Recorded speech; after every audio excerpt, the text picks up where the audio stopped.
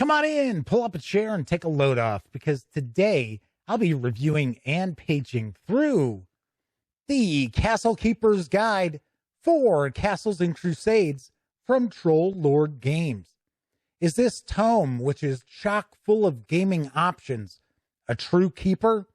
Or should you keep on keeping on and take a pass on purchasing this guide altogether? Well, you're going to find out right after this.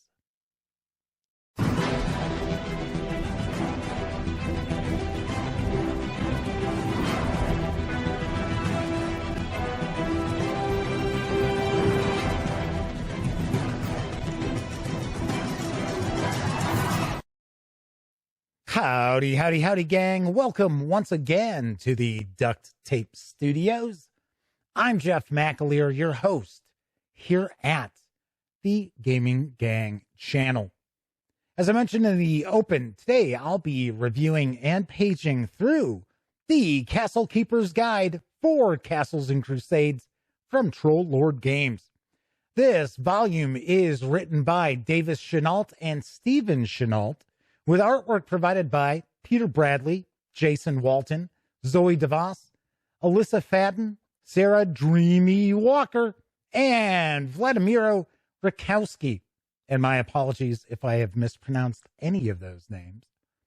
This 368-page hardcover carries an MSRP of $49.99, or you can grab just the PDF alone over at DriveThruRPG for the rocking price of $10. That's right. You heard me correctly. You can get the PDF of the Castle Keeper's Guide at DriveThruRPG for 10 bones. That said, let's swing on over to the other camera, because here I've got the Castle Keeper's Guide for Castles and Crusades. Few things before we dive on in. First, do want to mention the fine folks over at Troll Lord Games were kind enough to provide me with this review copy, but neither I nor anyone else affiliated with the Gaming Gang has received any other sort of compensation for me to share this review with you. And these days, it's important that you know that. I'm also going to stay picture-in-picture up here, as I normally do. So that means I'll be cutting off the upper left portion of the book as we take a peek. Speaking of taking a peek, I'm not going to look at each and every page of the guide, but I do want to give you a very good feel for what's in this book and share my thoughts about it as well. So let's take a look at the back here. What lies herein? The Castle Keeper's Guide includes a host of material for the role-playing enthusiast, from world building to dungeon design, adventures in the air and water, equipment, transport, including wagons and ships, managing non-player characters, alternate spell use and cost, equipment wastage, weather, movement, large-scale war, monsters, treasure, death, and more. Where's the kitchen sink? You didn't mention the kitchen sink. This book is packed. It really, really is. And I love how the trio of, this really isn't a core book, and I'll talk about that as we get on into the book. But the trio of relatively essential books for Castles and Crusades, all three of them have these covers, which are essentially an homage to Advanced Dungeons and Dragons. So this is an homage to the AD&D Dungeon Master's Guide. So very cool. Love that. The Monsters and Treasure book, I love that cover the most out of the three, but I think this is very cool as well, with the Ifrit on the cover. All right, let's dive on in. So I just mentioned how this really isn't a core book, and it's not. And I know many of you out there are probably thinking, but Jeff, it's called the Castle Keeper's Guide. Sort of like the Dungeon Master's Guide. You need it to be able to play Castles and Crusades. That is not the case. If you caught my review of the Player's Handbook for Castles and Crusades, I discussed how all of the rules that you need to not only play, but to run Castles and Crusades are contained in that player's handbook. You don't necessarily need the Castle Keeper's Guide. This book is full of a lot of optional material and expansive material as well, providing more background, more depth to your games, as opposed to, oh, well, you have to use the rules that are in this book. Not at all. As far as the essentials that you need really to be able to play and run Castles and Crusades, you need the player's handbook and monsters, I should say, and treasure book. And you could probably get away with using a monster manual from early editions of AD&D if you had to. But the Monsters and Treasure book is going to get a review in the not too distant future as well. So the reality is that this tome is broken up into 3 parts. First part is expanding play. So it's expanding play options, essentially. Then you're going to get into the largest portion of the book, which is adding depth to your games. So a lot of world building information, a lot more depth in dungeon adventuring or wilderness adventuring.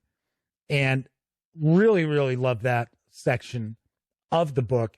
Then the final portion of the book is really optional rules for the most part. Smallest portion is this section we're taking a look at here, expanding play. So it starts off talking about the player characters, giving you alternate methods to generate attributes. There's the option right here if you'd like to use the beauty attribute, which personally I would not. But I know there are folks out there, they enjoy having an attractiveness attribute so they can, basically influence NPCs based on how good looking they are or how terrifying they look. I don't really need that. So we also get a discussion and some information about utilizing different races, how to create variants from the traditional races that are in the player's handbook. Also discussion of using monsters or creatures as player characters as well. There's not a ton of info about that, but it does kind of give you some ideas as well. We move into magic, and we get different approaches to magic, cost of spells.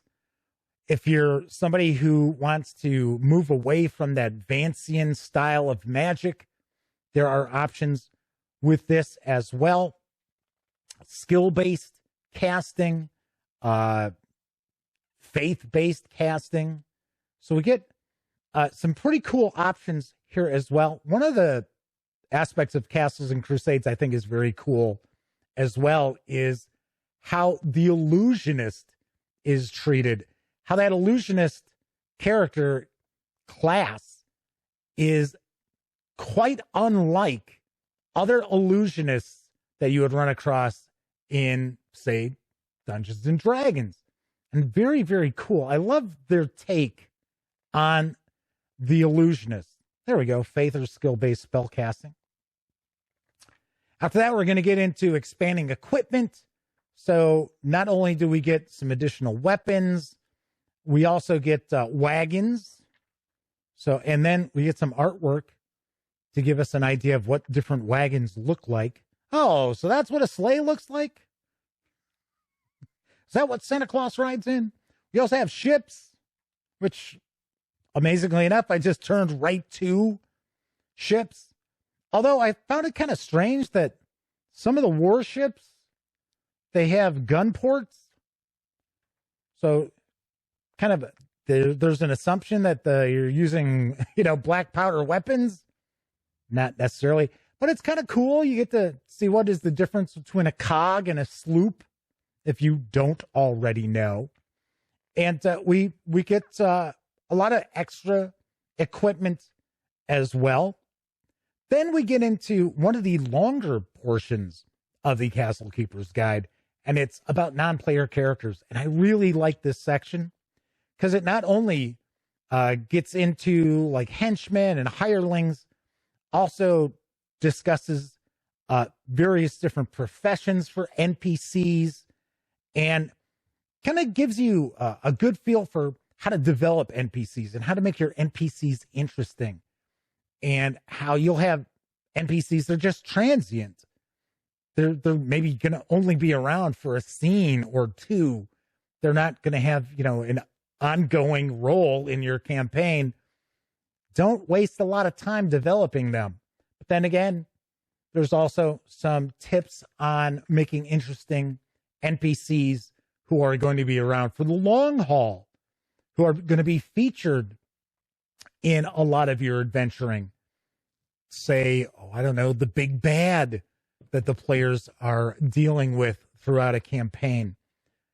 So lots of great information in here about just all non-player characters in general, and personality and loyalty and everything that you need. So, for example, how not to use NPCs. When properly used, NPCs add new dimensions to gameplay. Clever castle keepers quickly learn to use them to enhance role-playing, introducing, moving along, or concluding plot points, engaging sleepy players, building tension, and so forth. When improperly used, however, the NPC can be detrimental to play, if not downright destructive. Yes, that is so true.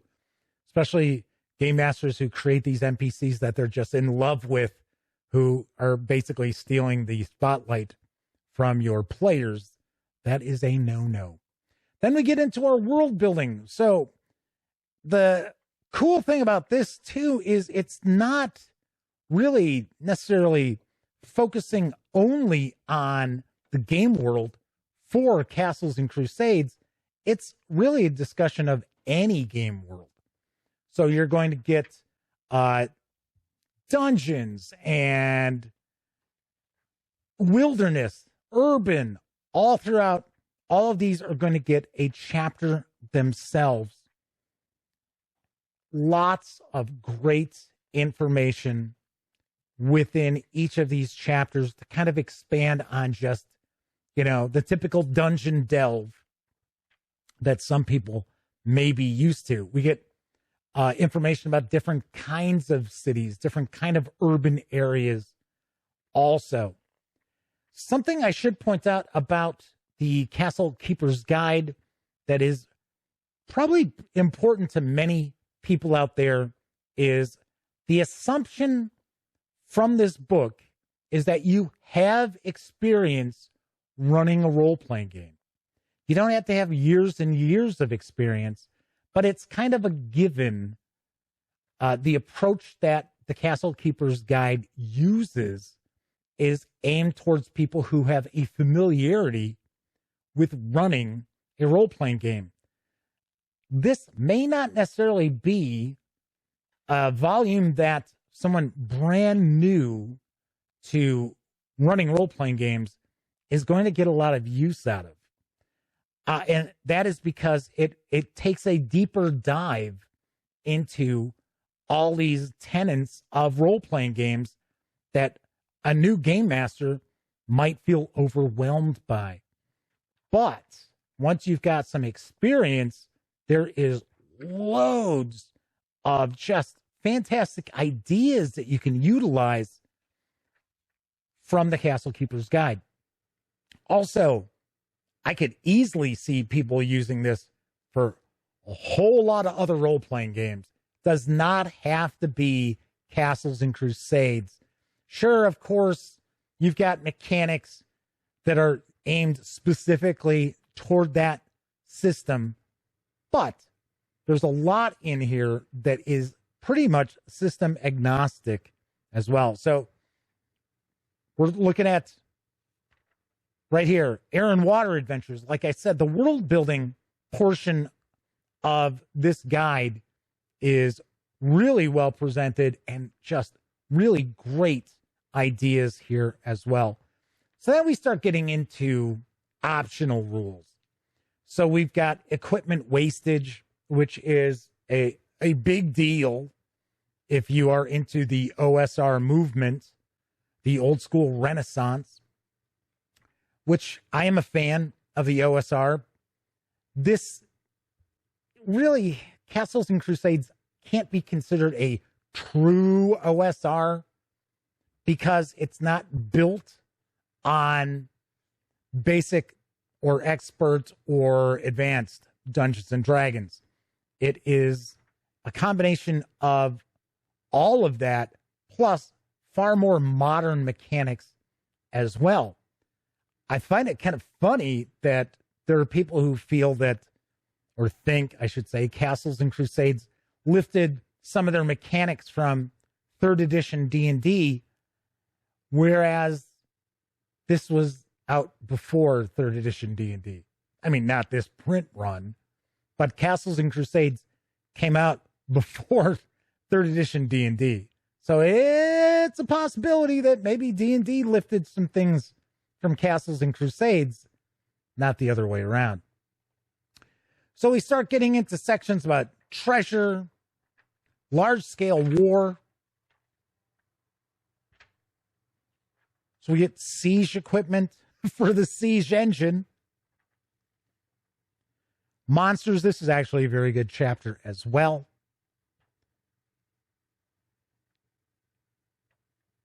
Advancement, the future. So utilizing Castles and Crusades for other genres of role-playing games, science fiction, horror, advancement in the game.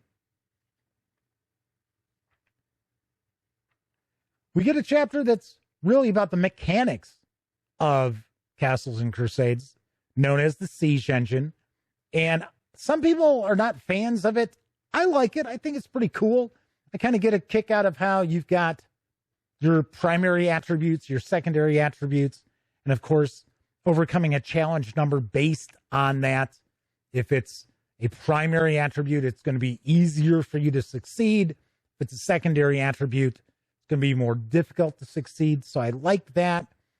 I like the fact that it gives you the opportunity to kind of really custom tailor the sort of character you want to play within your class. So I like that.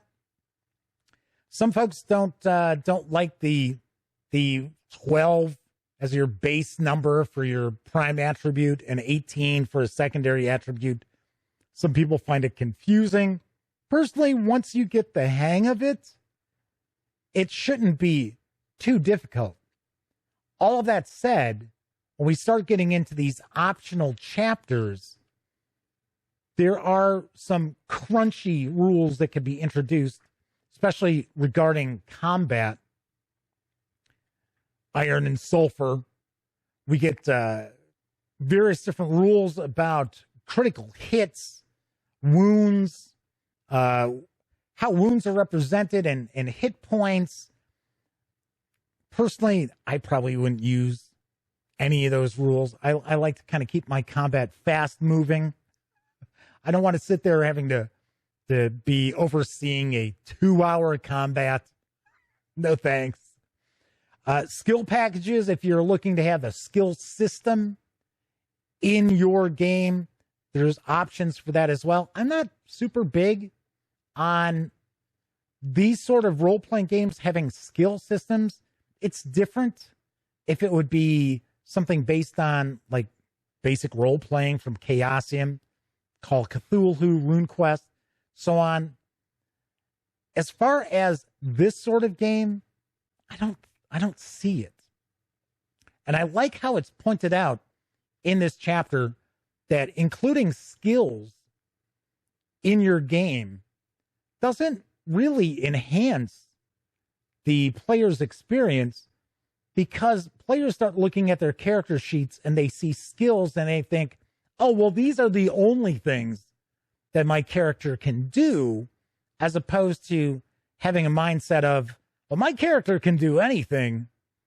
Maybe not successfully, but I could try it, which I like.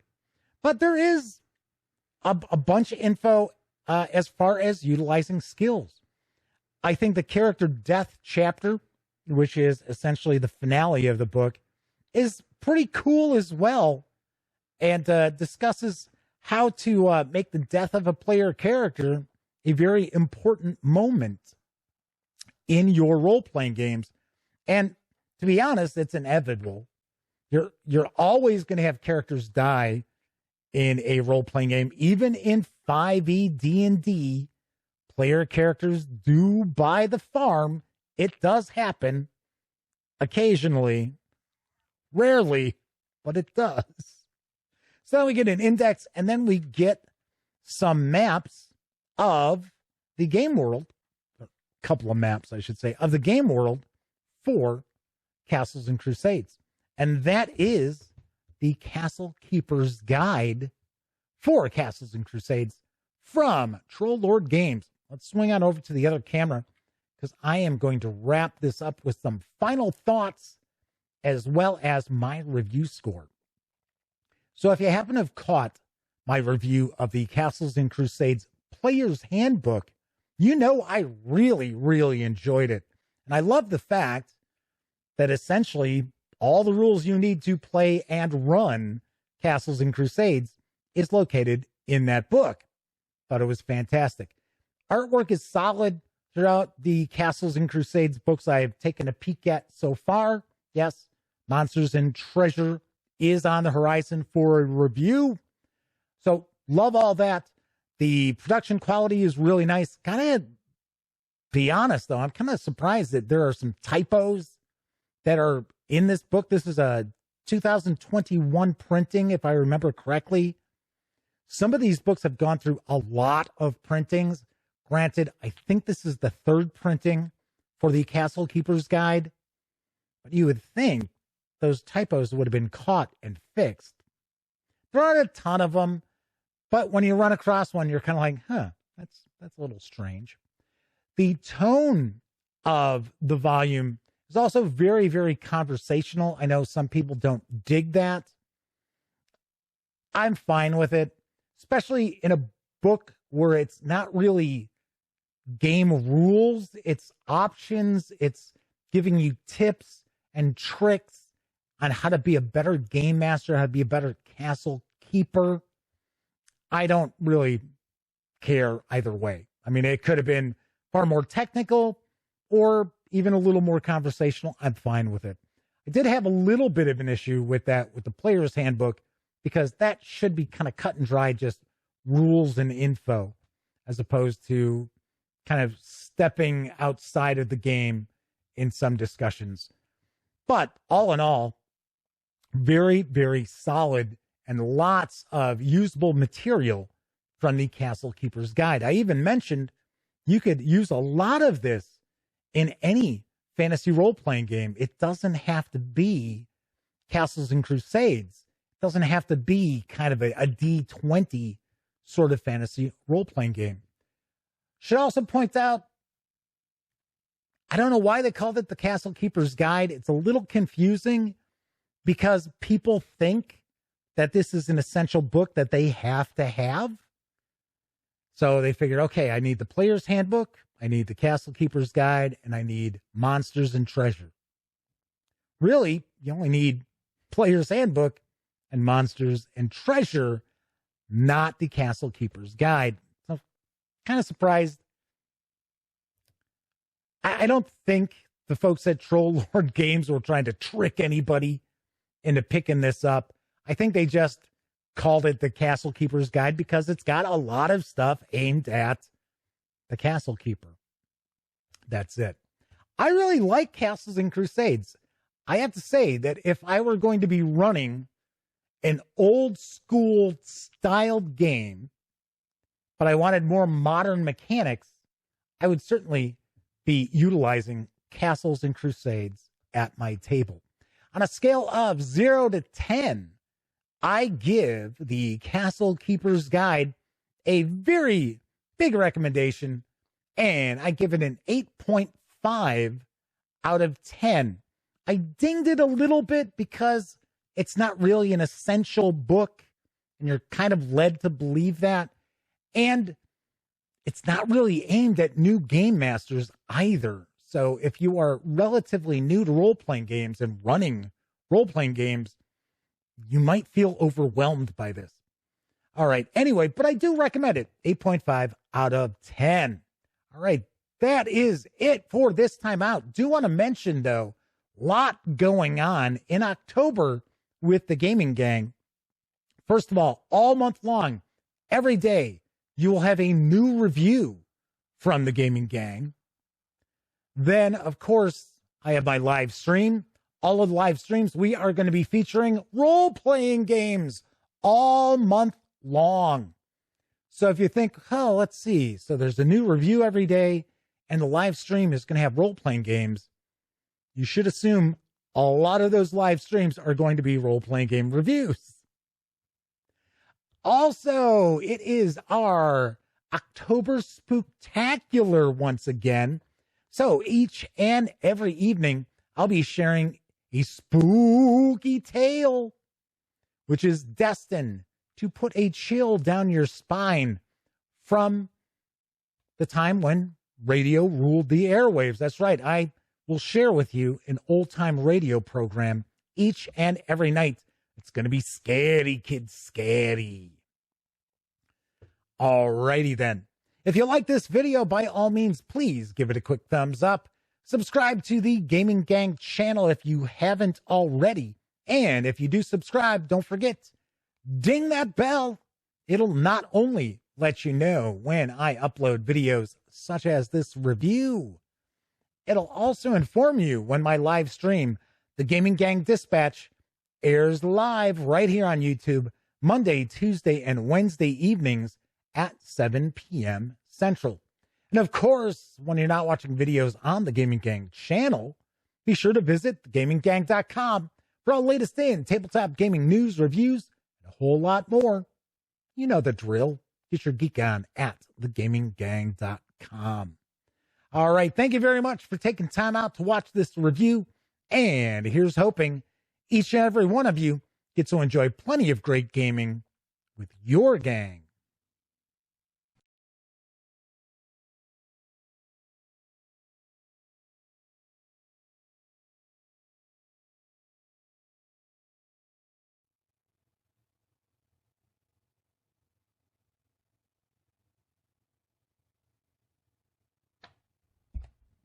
Oh, hey, you're still here. That's okay. You don't have to leave just yet. In fact, why don't you subscribe to the Gaming Gang channel right here, or take a peek at the latest live stream, or even find out what YouTube recommends you check out from the channel. And of course, I'm Jeff McAleer. Thanks again for watching.